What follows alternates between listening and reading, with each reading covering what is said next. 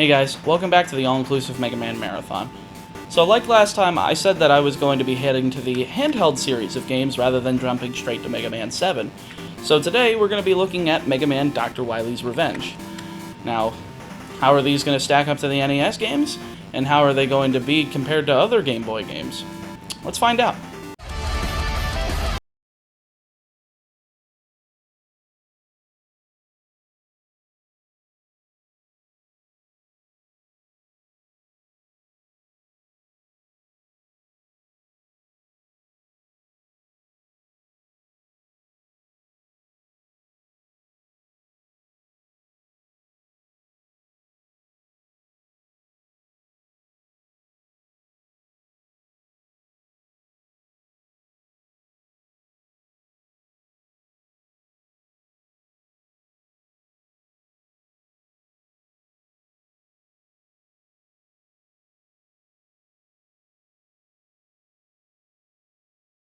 Let's start off with this. Mega Man games on Game Boy are in black and white, or those puke shades of green for that authentic Game Boy look.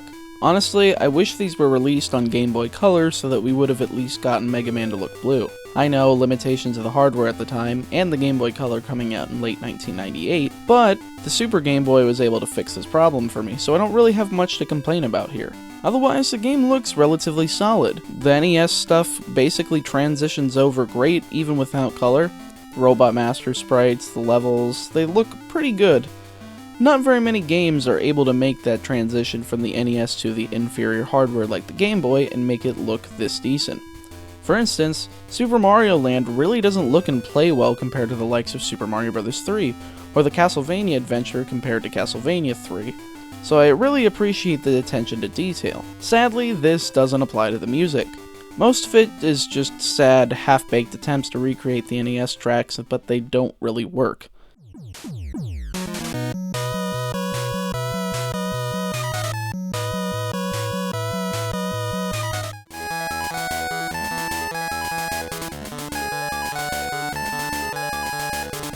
The best track of the game is Wily Stage 1, but that's mostly due to my bias towards the remix for the song that you'll find in Mega Man 10 in one of the DLC stages for the game. And it's one of the best songs in that game itself. If you haven't heard of it, it's called Heart of Anchor if you'd like to check it out. Now, you might be asking, who's Anchor? Well, we'll have to get into that gameplay, of course, which sadly isn't very good in comparison to the NES games. Dr. Wily's Revenge starts off with a mere 4 Robot Masters. I guess Mega Man 7 didn't really do anything new by limiting the pool of bosses. We've got Cutman, Electman, Iceman, and Fireman. No Gutsman or Bombman here, which is really weird since I thought Wily had a hard-on for Gutsman thanks to the statues in Mega Man 1, the Gut Stoves are in Mega Man 2, Gamma's influenced design in Mega Man 3, Stone Man's similar look in Mega Man 5, which is actually referenced in Mega Man and Bass through the collectible CDs, and of course the reused Gutsman from the Robot Museum in Mega Man 7. Good to see that Wily doesn't always have to use Gutsman. Luckily, these bosses also have the same patterns from Mega Man 1, so I started with Fireman and defeated him with the same trick I would use in the original, though I died the first time trying to fight him since the timing was a little different. Otherwise, the stages had quite a bit more unfair design, since there's a lot of one-tile wide platforms that allow for death via knockback. There's barely any spots that I can remember in any of the NES games that had this problem, so it really baffles me. Why not just bring some of the design from the NES games and take design cues from Mega Man 2 to make those stages even better? I guess it just wasn't to be, but the game lacks as a result. After the 4 stages, we jump into the Wily stages, and the first stage of the castle gives us a boss gauntlet, but not rematches. In fact, there's 4 bosses reused from Mega Man 2. Quickman, Flashman, Bubbleman, and Heatman. This really just doesn't sit well with me, and I really don't understand why they decided this was the best course of action to fit 4 more bosses into this game. It's kind of ridiculous, since the games after this one were able to do just that, even loading you into stages for each of the bosses you would normally fight by stepping into their teleporter. It's just bad design, and in turn makes the game beatable within a half hour if you know what you're doing most of the time. Lastly, we get the first appearance of a robot classified as a Mega Man killer, and his name is Anchor. His weapon is pretty cool. The Mirror Buster can reflect projectiles back at your opponent, and is the key weapon to defeating Dr. Wily in this game, so I give them props for creating an entirely original boss for this game. But why couldn't we have this for the rest of the stages either? I mean, heck, just off the top of my head while writing the script for this video, I was able to come up with concepts for things like Sound Man, Jolt Man, Reflect Man, Clock Man, Gust Man. I mean, it's not hard to come up with boss names and create simple sprites for use in a Game Boy title.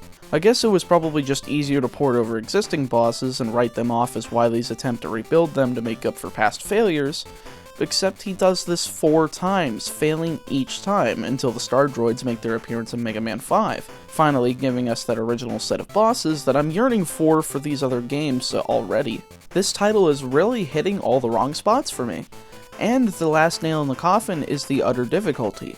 The knockback deaths, the utter starvation of health when you need it, the damage you take from contact or projectiles that can kill you way too quickly due to the reduced size of your health bar, and the screen crunch makes boss encounters much more difficult than any of the home console games ever were. Other than that, maybe Mega Man and Bass, but we'll get to that. Oh, we will get to that. Unfortunately, I gotta say that Mega Man Dr. Wily's Revenge on Game Boy isn't exactly worth your time. The music isn't exactly on par with the NES hardware. In fact, nothing's really on par with it.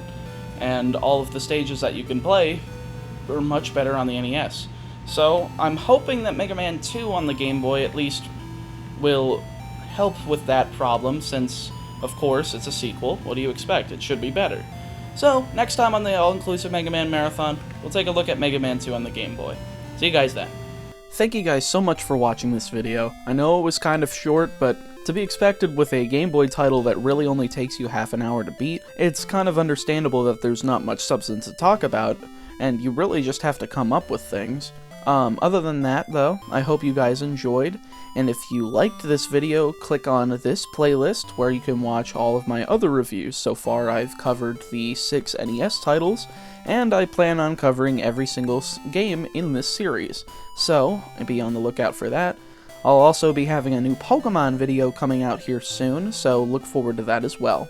And if you really enjoyed the video and you want to help me produce more content like this, check out my Patreon page and give $1 or more. That would be greatly appreciated. And you can follow my Twitter and Twitch accounts if I ever decide to tweet out some dank memes or stream some cool stuff. Anyway, you guys have yourselves a damn good one, and I'll see you next week with Mega Man 2 on Game Boy.